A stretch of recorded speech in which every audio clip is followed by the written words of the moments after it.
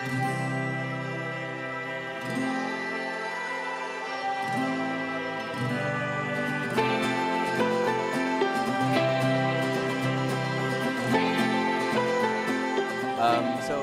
you all for coming to my session. I'm Tyler, as Neil said, and I work for Microsoft, and I work in GMO, which is our Global Marketing Operations team. And essentially what my team is responsible for is managing all of the marketing technology across the entire company, and setting governance, kind of deciding which modules of Sprinklr to enable, and basically just managing our MarTech landscape. And it goes beyond marketing, it goes into social. I won't really talk about that. I talk mostly about advertising in this session. But essentially we're doing a lot with our marketing platforms and technology. And then specifically, I am the practice lead for Sprinklr at the company. And so that's a role that I have now. I've had for about 9 months now. I'll touch on a previous role that I had, which was more focused on paid media execution, which is kind of how I got to this journey. But before I go into that, I wanted to talk a little bit about the history of social, which many of you are probably very closely aware of, as well as the history of social advertising. So how did we get here? If you were kind of on the forefront of social media for your companies, chances are you remember the days where you just fired up a Facebook page for your company and your boss had no idea what you were doing, right? And everything was totally experimental. It was all about like amassing as many fans as you want. It's like, I sell B2B airplane like manufacturing parts and I need 20 million Facebook fans. It's like, no, you don't. But it didn't matter because that's what everybody was saying was the KPI. We were all trying to amass as many fans as possible, right? Everything was at that time mostly organic. If you're doing any paid media, chances are you're putting that towards getting more Facebook fans, right? And then you move on a little bit more. Things, as tends to be the case, kind of became a little bit more structured. We had better tracking in place. We were able to follow certain KPIs like how many leads am I driving, how many people are actually traveling from my social platforms to my website and consuming my blog posts, that kind of thing. It became more mainstream, but it still wasn't quite to the level, I would say, where you could truly track, or a lot of companies could truly track a lot of your paid media budgets or even your organic actions back to ROI. But now we're starting to get there. So we're coming into a phase where we have the tools at our disposal, and if kind of packaged correctly and integrated correctly, you can really start to tell very compelling stories about what your actions on social are doing to impact the bottom line. And a big part of that is, in my opinion, social advertising. So you put the dollars in. That typically unlocks a lot more tracking capabilities and tools, specifically within Sprinklr. That's the case, and it's largely the case across the board. And you can start actually seeing what impact you're driving, what ROI you're driving through the social advertising activities that you're doing on your channels. So that's at a high level across social. But I really want to dig into kind of a deeper dive into the history of social advertising. Before I get there, though, it's really become not a question of should we do social or what are we going to get out of it or whatever. It's like, how well are you going to do social, right? It's become a point of parity for all of your other competitors. And that's largely the case whether you're a B2B company or whether you're a B2C company. But jumping back into the history lesson about social advertising specifically, you'll notice the timeline's not very long. It starts in 2007, and we're in 2017 right now, so it's like 10 years that we're talking about here. And there's been a tremendous amount of growth that's happened during this time. So back in 2007, if you were in this space, you probably remember the time of Facebook. It's still largely the time of Facebook, but definitely at the time, they were releasing their ads API. They're the ones who really started to open up their platform to people to come in and start to buy media through a number of different formats. A lot of times it was kind of mimic display advertising. You would like sit in the right-hand rail and you'd see these little like images, little thumbnails, and then little pieces of copy. But they were kind of the first to market, I'd say, as far as scaling out a social advertising capability for a number of the big hitters. Twitter didn't launch their social promoted tweets until 2010. So at that point, Facebook was hitting $1 billion worth of advertising revenue, so they were quite ahead of the game. But the other channels started to pick up steam and follow closely thereafter. I'm actually going to adjust this real quick so I can see better. Thanks. Around the same time, a term got coined that was dark social. And if you're not familiar with that, that's all of the social activity that happens outside of social. So if someone shares your link to your blog post, a lot of times they're doing so via SMS, via iMessage, or via an email. There's a company called Radium One who actually can track this, and so that started in 2013, the ability to track dark social. And I read a statistic the other day that said that up to 85% of your social content is being shared via dark social, which is insane. So if you're looking to really understand the impact that your social is having, but you're not tracking dark social, that's really a missed opportunity that you have. So it's kind of an aside, but I think it's an important aspect to talk about, because there's the whole framework that I'm going to talk about today is really about measurement and setting up the infrastructure to be able to support your paid media efforts through a number of different mechanisms, but it all comes back to measuring the data. So if you're missing out on 85% of your shares, that's potentially a problem. So anyway, fast forward, Instagram launches sponsored stories, and if you notice, and I'll jump quickly thereafter, in 2016, Instagram already had $1 billion worth of ad revenue. So they launched Instagram stories. Within a little over 2 years, they'd already jumped up to $1 billion of revenue. So the speed at which we're growing now in the advertising space on social is absolutely tremendous. And that brings us to today and some of the most recent statistics that we have. So you'll see that $31 billion was spent on social advertising alone last year. That is expected to go up by 26% in 2017. And the crazy thing to me is that if you look at the bottom two statistics, the one on the left says that still 80% of marketers say that their primary KPI are engagement metrics, which means that of all this $31 billion, like 80% of the marketers who are spending that money are tracking likes, shares, retweets, which are all amazing things, and they kind of tell you about your share of voice and the impact you're having on social, but you're not tying that back to your bottom line. There's just no way to do that, right? So they're important KPIs, to be sure, but 80% of people still say that's their primary KPI. And it's even worse in the B2B space, because you still have 46, almost 50% of marketers in the B2B space saying, I don't really know if my social activities are doing anything for ROI, but I'm just doing it anyway. So there's still a lot of question marks that are out there. So this is a familiar trend. We've seen this before in other digital spaces and other industries. So what do you get when you have wheelbarrows of cash and you add in like huge year-over-year growth, and there's no ability to track what that money is actually doing, right? You get the digital gold rush. You have hundreds, if not thousands, of creative agencies, paid media agencies, marketing agencies, who are all rushing to help you spend that money. And they're taking a cut of that, right? And there's a lot of people on this list who are doing a really good job at that. There's a lot of people on this list who are not doing a very good job of it. It's not their primary offering, right? They're just saying, I will boost your post. Sure, it's a creative agency who says, I'll do some paid media for you. Sure, why not? But are they really giving you the KPIs that you can use to understand what you're getting out of your paid media? Chances are not. And that was, to a large extent, what we were seeing in Microsoft, which I'll get into in a little bit.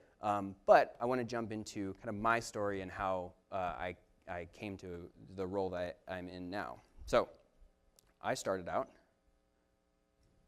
at UW, University of Washington. I studied marketing and I studied entrepreneurship. And I like the headline of this slide because I got asked a lot through the last 7 or so years, like, you get paid to tweet all day? And it's like, technically, yes, I guess you could say that, but there's a lot more that goes into it, right? So we're going to talk about the lot more that goes into it. But at the time, that was pretty true. This was back in the day when we didn't have that robust infrastructure and the ability to track all of that data back. So a lot of companies and a lot of the clients that I had, which get into here in a second. We had a marketing consulting company, so a lot of the clients that we had, we were just kind of telling them to tweet all day because it was still in the infancy of this space, and everybody was still trying to figure it out. So over time, we got a little bit more structured and practiced and mature in our strategic consulting. We were social prescriptive at the time, which is how I like to say we would go to companies who didn't have any social presence at all, and we would try and understand if it made sense for them to have a social presence. In a large set of cases, it did make sense. So we try to advise them on how to build their social presence in a way that made sense within their particular industry. So we became, quote unquote, the experts, which no one at the time was experts, but we were young and we were social natives and people were looking for someone to be an expert. So we said, we raised our hand, we'll be the experts. But all good things must come to an end. So my partners and I decided that we needed to go off and kind of jump into the corporate world and really understand if we kind of had what it takes to do this at scale at an enterprise. And so if you're talking about scale and enterprise, there's not much of a better one than Microsoft. So I joined up with Microsoft, and it was very interesting because I shifted from being able to do kind of the B2C, like fun consumer plays in social, over to a highly structured B2B offering. And I specifically joined a team that was marketing on social Microsoft Project and Microsoft Visio. And for those of you who don't know what those products are, they're excellent at what they do, but if you're not in the space that uses them, there's probably not a reason that you would know that they exist, right? So it became a question of how do we track something more than just awareness? Because if awareness is our key KPI, we're gonna fail, because not everybody should use Project. It's a hugely deep project management tool, and I think it's the leader in the space, but that doesn't necessarily mean that if you're planning a party, you need to use Microsoft Project, right? So we needed to start to look into the data to better understand our KPIs, what they should be, and then have the infrastructure in place to be able to track that. And at the time, we were doing all of this in Sprinklr, and we started getting a little bit more experimental with our content, and we started digging through the data more and more. And as we dug through the data more and more, we saw this trend. It was totally out of our control. We didn't know that at the time, but what started as like a 20% reach metric. And so what we were measuring at the time was organic reach. So we were trying to say, for any given piece of content, how many of my Facebook fans are seeing this content? And then we would take that number and we would measure against how many people engage with the content. We'd come up with an engagement rate, right? So this was back in 2015, and I'm sure many of you who were managing Facebook pages at the time know where I'm going, but Facebook started to throttle down, through no fault of our own, the organic reach that we're getting on our content. And I saw it go from 20 to 25% on average for a piece of content, down to 15%, down to 10%, and then 5%, and then 2 to 3% on average. And that was over the course of a few months. So through no fault of our own, and I totally understand why they did it, right? It became pay to play. And it makes sense. We amassed all these fans, but then it's like, hey, you're not going to be able to publish to them a captive audience for forever. You need to, You need to be able to reach them through paid media. You have to pay to play. So we started understanding this through the data, and what happened at the time was we had an agency of record who was doing all of our paid social. And they were doing a good job with a lot of the big campaigns. If we gave them $50,000, they're going to optimize that campaign, they're going to spend it wisely, and they're going to target well. But what started to happen was we started going to them and say, look, we have this blog post. We just need to promote it for like $500. Can you do that for us? And they'd say, sure, we'll have it live in 48 to 72 hours. And we said, well, that's not gonna do it. It's getting great organic engagement right now. We would like to capitalize on that. We need to promote it right now. And the incumbent agency model, which was built on more extensive SLAs, 48 hours, 72 hours, some of them were 5 days, was starting to break down for us. And that's why I have my hourglass with the fire on it. Because the fire alarms were going off because we had situations where we would ask them to promote a webcast for us, and the webcast would air on a Thursday, and we say, okay, great, thanks, here's the creative, there you go. And they would come back to us on a Friday, and they say, we promoted your webcast today. We're like, it aired yesterday, so thank you, please cancel that. ad buy. So this started to happen more and more because we were stress testing the incumbent model of send your agency every single piece of content just so they can put $500 behind it. So what needed to happen was a shift in the paradigm. And around this time, we were using Sprinklr for core and basically everything else. We've been using Sprinklr for over 5 years. So we were pretty accustomed to it. It was folded into every aspect of our social, but we weren't using the ads module. So we had this light bulb moment. And we started to ask questions. Can we promote some of this content ourselves? Can we do some of the smaller ad buys on our own? We know our audiences. We have this singular priority, and the key thing there is that when you want to promote a piece of content, you want to do it now. You don't want to be in line in the agency behind Coke and Pepsi and Procter & Gamble and all of their other clients, right? You have your own singular priority. And we were developing our content end-to-end already. So we could fold our paid media strategy into our content development strategy as we were building it. Now, we didn't know we could do all of this. These were just questions we were posing at the time. And we didn't know what any of the cons were. So that could only mean one thing. It was time to run a pilot. So we launched into pilot mode, and we jumped in to the Sprinklr ads module. But right before we did that, we needed to frame up what the success criteria was. So I built out this little quadrant matrix to show kind of what our key metrics we wanted to measure against were. So as you go up the y-axis, you'll see that experience is something that you gain with an agency, right? They should be telling you these are the targets that you should be running against, these are the ad units you should be using, et cetera, et cetera. So we figured that the higher you go on the experience scale, the more ROI you should get, which is the first thing that we wanted to look at, is like what performance are we going to get out of the campaign? But we didn't want to look at that in an isolated state because we wanted to also measure the nimbleness with which we could promote content. So on the x-axis, we have nimbleness down there. And we figured the more that we take this in-house, the quicker we can get our ads to market. So we figured an agency should give us the maximum ROI, right? We should just, like, they should be constantly optimizing campaigns in an ideal state, and they should be giving us very high on the y-axis. And they should be around the middle as far as nimbleness. We expected our SLA to be met, right? And we didn't expect them to get something out the door within an hour, but we also wanted them to kind of be fairly real time with a lot of what we were doing. But what we were actually seeing, as I mentioned, the burning hourglass, was that they were failing on a couple of those KPIs. They were not getting our ads out the door on time, and they were also struggling on ROI. Our campaign performance started to dip a little bit as we started asking them to promote more and more stuff. They just kind of phoned it in. They would just like, send the same ads to the same target groups, and it just wasn't performing very well. So we said, okay, well, where do we want to be? We want to be kind of in the middle. It's like a good range. We didn't really know what to expect, but we said we want to be faster to market, that's for sure. And we still want our ads to perform, but we'll take a hit on the performance in order to get these ads out the door. Because again, remember, these are not our $1 million campaigns. These are smaller ad buys. These are our content boosting. So started to move into a proof of concept. And we started with a Skype campaign. It was middle of the funnel campaign.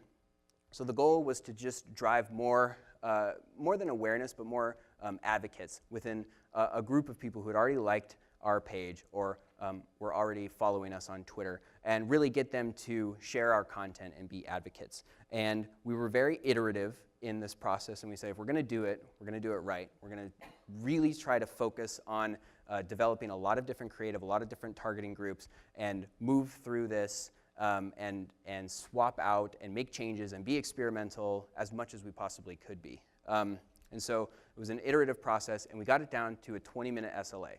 And I didn't mention this, but I was doing all of this at the time, so I should have mentioned that. So in this pilot, the whole point was, can we bring this in-house? Can we manage this ourselves? And I raised my hand, I said, I want to do this. And so I'm actually running this without very much experience in media buying. But I'm saying, like, I have the tool, I'm comfortable with Sprinklr, let me get in there. I had great guidance from the ad excellence team at Sprinklr, but I really dove in myself to try and look at results I'm getting in real time and then optimize based on what the platform is telling me. So the way to do that is you run 10 target groups, right? And you'll get a blended return. Like if you're tracking cost per clicks, for example, some of your target groups might be giving you a 30-cent cost per click, and some of them might be giving you a $6 cost per click. So I was just starting to pause the $6 and the $5 and the $3 cost per click and moving that budget over into the ones that were performing really well. And throughout this process, and by focusing on the audience and what I already knew about the Skype audience, we had an 83% lift over the agency set benchmark for similar campaigns. So our agency of record said your cost per click should be $1.90, and we came in at about 32 cents. It was a huge win for us because in addition to the fact that we were promoting content like basically in real time, we also saw a lift because we cared principally about the results that we were achieving, right? And so I took the time to go in there and pause the campaigns that were doing poorly and put more budget behind the ones that were doing well. So what do the results look like? Well, through this exercise, we actually found that the agency was not where I placed the dart originally, but really they were way down here. Not only were they as slow as they were before, but the return that we were getting was not what we expected. We came in better than the agency. And we landed about here. So we were faster than we expected, and we were getting higher returns than we expected. So we said, okay, this is great. Let's develop a model that we can do to scale this out internally. So in our US Social Command Center, where a majority of our master brands at Microsoft are being managed, like your Skypes and your Windows and your Microsoft brand, I became the paid media manager of that team. And so teams would pass me content. They would say, I would like to promote this. They'd give me some generic kind of target audiences to go after. But then I was really allowed to be experimental and optimize campaigns in real time. And it became my singular job, so I could really dive into it and focus on what we were doing. And I also was bringing to the table my paid, owned, and earned reporting that we already were getting through Sprinklr. So I was able to bring in components of listening to better understand what my customers were saying so that I could better target them, et cetera. So in this model, the SLA was unbeatable. I don't think you can do better than something landing on your desk and me getting it out the door like 15 minutes later. I wasn't always excited when that happened, but generally I had the same day turnaround. That was kind of my thing. It's like, you get this to me, I'll get it back to you within the same day. And typically I try to over-deliver and make it 1 or 2 hours, right? Because that is the speed at social, and we really wanted to focus on achieving that. One of the mechanisms that we set up in order to achieve this was an evergreen budget. So we just have a bucket of money out of which we could boost content for any given brand over the course of a quarter. So they'd say, I want $100,000 for my evergreen budget, just set it aside, and then we would in real time decide, hey, this piece of content is going great, and we would just say, we were gonna spend $500 on it before, let's do $1,000, because it's really getting great returns. And we would just spend out of that bucket of money. And there wasn't this whole PO process that had to be opened every single time. It became very streamlined in order to get content out the door. It was super experimental and informative. So at the time, because I was managing across all of these different brands, I could use things that I learned with certain brands, like a new ad unit that Skype wanted to run. I could say, oh man, this achieved really great results, like Facebook lead ads. I'm gonna now take that and I'm gonna apply that to all the other brands that I'm managing at Microsoft. So we started to get a lot of the agency type expertise that you expected from an agency, and we started to develop that in-house. But there is a risk. And the risk in this case, like, what does my little stick figure guy look like there? It looks like a bottleneck, right? It looks like a bottleneck because there is a risk that it becomes a bottleneck. And that's what we started to face, is scaling challenges. So we need to figure out a way to land this at scale. And that led me to my current position and role now, where I have the opportunity to set governance and best practices across our entire Sprinklr instance, and more broadly than that. So we can use what I learned in my days at the US Social Command Center as the paid media manager and try and land this at scale. So since doing that, and since experiencing that, my theory about how we're gonna get there has changed. And what I'm starting to roll out and deploy as we speak is a more democratized approach to running paid media. So instead of having one person in, say, a social command center running all of the paid media, you can have a person who acts as essentially the advisor or the expert on paid media, but we wanna empower the team leads for each of these brands here, and then their individual community managers who are working on those teams to boost content. And again, I just want to stress, this is the $300 ad buys, this is the $500 ad buys, the stuff you don't want to send to your agency. It's a democratized model that allows each team in-house, the same people who are engaging with your tweets, on behalf of your brand, or publishing your content, or reading the listening reports that you're getting back, it's the same people who are then another weapon in their arsenal is to go out and promote their content via the ads module. There's an audience intimacy that you gain with this approach that is unbeatable, right? The people who know the audience the best are going to be the marketing managers and the team leads who are actually doing a large part of the organic content anyway. It's also built in strategically, so as you're developing your marketing plans, you can get a better understanding for how your paid media strategy is going to fit into your marketing mix. And so by internalizing this within each team lead, there's nuances that you would find with each audience, each product, each team, and so now paid media and the ad units that are performing best are folded in as a part of their overall end-to-end content strategy.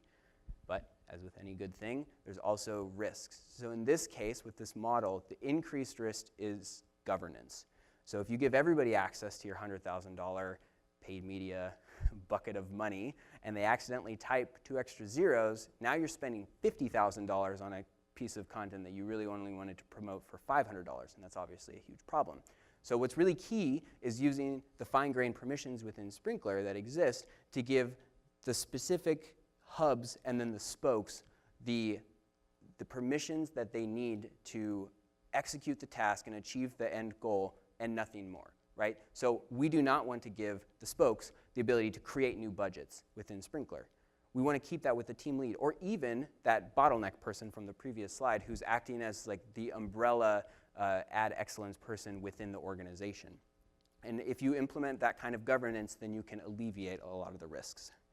And so one of the final things that I'll leave you with is as we continue to go on this journey that we're building out currently as we speak, there are some core elements that I would just tell you to be aware of as you're developing your strategy on this. The first one is around measurement and data. I mentioned that at the beginning of the presentation, and it's super critical. You want to have a consistent way that you're measuring the KPIs and your campaigns so that each team, each hub and spoke unit is telling the same story to management. And a big component of that is naming conventions. It's absolutely critical because you're all going to be in the ads module, and you don't want to step on each other's toes. So having a consistent naming convention for all of your ads and your ad sets is very critical in maintaining order. And then the other element that I cannot stress enough is global standard metrics. So rather than giving everybody the keys to go in and create their new own definition of a click or an engagement rate or whatever, you want to try and standardize that as best as you can so that you're comparing apples to apples across all of the different groups. Another thing is you can start to layer in some more advanced features like the audience module. You can start boosting, you can develop a boosting strategy that carries across your entire organization. You can introduce automation through the rules engine to help you scale even further. It's kind of a crawl, walk, run. I would say this is more in the run phase. And then you can do some really cool things with other Sprinklr core, like listening. You can involve listening to inform how you're targeting folks, but then you can also set up an alerting structure so that if there is a terrorist attack or a national disaster or whatever, you can have a shut-off valve strategy in place. And by having all of your paid media in the ads module all in one place, you can go in, and I do this demo all the time. I say, if there's some sort of a disaster, watch how quickly I can pause all campaigns across all of my social platforms. And I click 3 times and press pause, and that's it. And you can only know to do that if you're proactively listening for the signals to do that. You know, if we have a big outage in one of our products, that's not necessarily going to make the national news, right? So you have to be proactively listening for the things that are relevant for your industry so that you can go and you can take your ads out of the marketplace so that you don't look insensitive or incompetent. That's really key. And what's next for us is to evangelize this model. So my personal goal is to go around Microsoft, which is a huge organization, and talk to the pretty much independently functioning business units about all of the benefits to having this democratized model. And that's an ongoing process, and it's going quite well so far. People are seeing the value. But the next goal is to scale. So if I'm delivering this message and this strategy, we want to be able to make sure that we can scale along with the businesses. So if the hub and spoke model breaks down when you start to run 50 new ads every day, we need to develop a different model to do that. And so that's what we'll constantly be looking at. This is an iterative and a highly reactive process that we're building here. And that brings me to the last point, which is, will we continue to evolve as new modules come out within Sprinklr Core, as new ad units come out on Facebook or Twitter? We're going to constantly be evaluating those new opportunities and folding them into our core strategy for a unified tool experience that empowers all of our marketers to do their best work on social.